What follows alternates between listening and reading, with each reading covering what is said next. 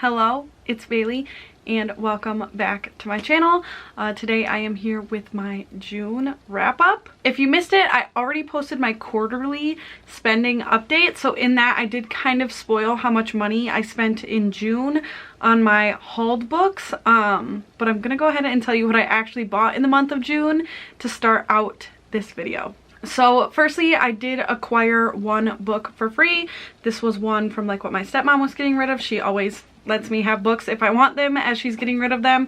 So I grabbed The Kept Woman by Karin Slaughter. And from there, I guess I'll share the two things I bought like brand new, not secondhand, which were My Killer Vacation by Tessa Bailey. I spent $13.47 on this book, as well as Nick and Charlie by Alice Oseman. I spent $16.66 on this book. Now for all of my second-hand things that I purchased, I did make an order from Half Price Books to acquire the box set of the first 4 Magic Treehouse books. This is because I will be participating in the Magic Treehouse read-along that Martine and Kayla are hosting.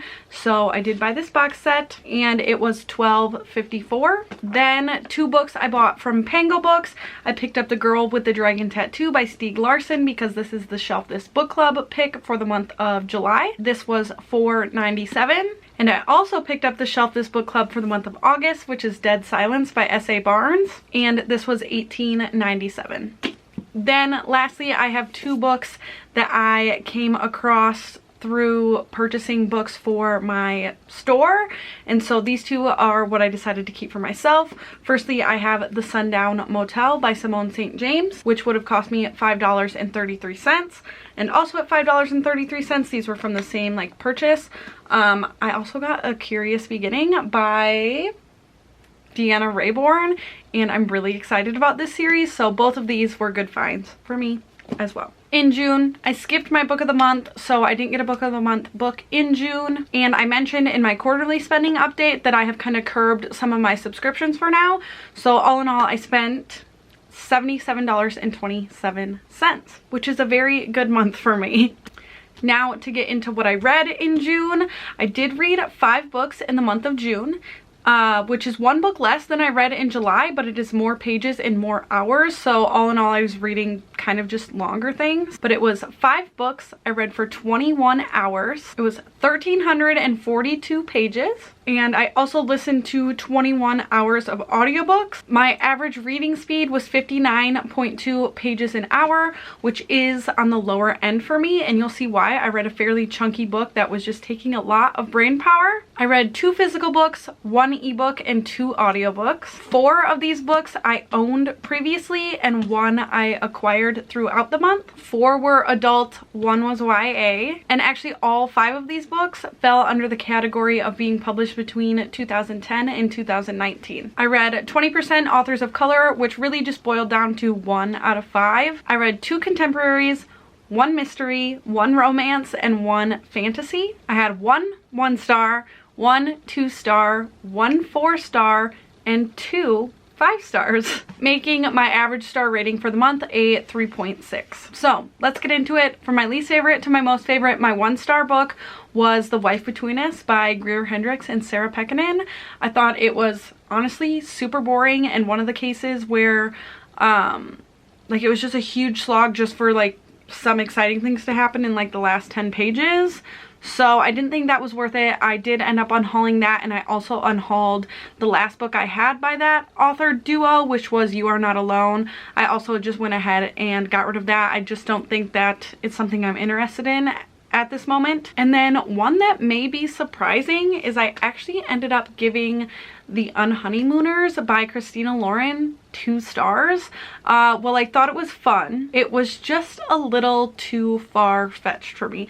It was too unrealistic. This whole story is based around the fact that these 2 people were the only 2 people who basically didn't eat food at this wedding that everybody got food poisoning from. So they end up taking the honeymoon for the couple. It's actually each of their siblings. And so it's a little bit fake dating, but they're on this honeymoon and they're not supposed to be.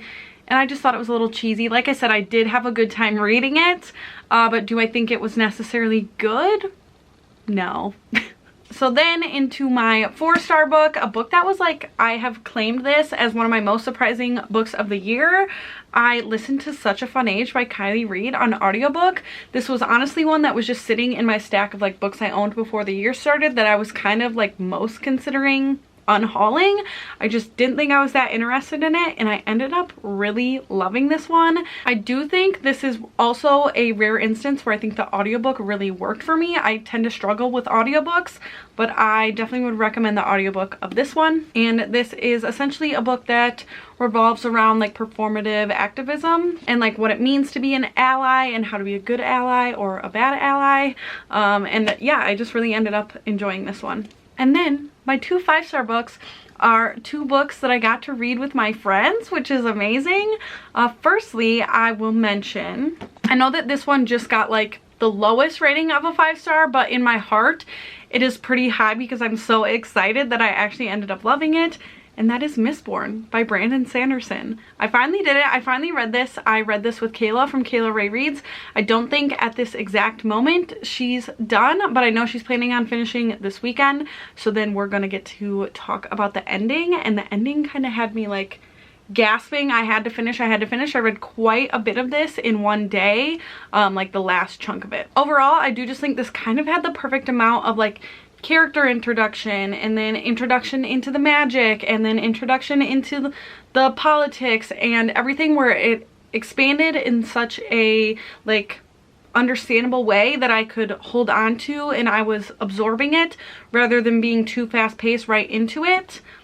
And yeah, I just ended up loving it, and I'm so excited that we're doing this and going to be continuing the series. And then what I'm gonna consider my favorite book of the month was actually a book that I read with Martine from Just Martine. And if you missed it, we actually read this whole book on a live show because it's a fairly short book.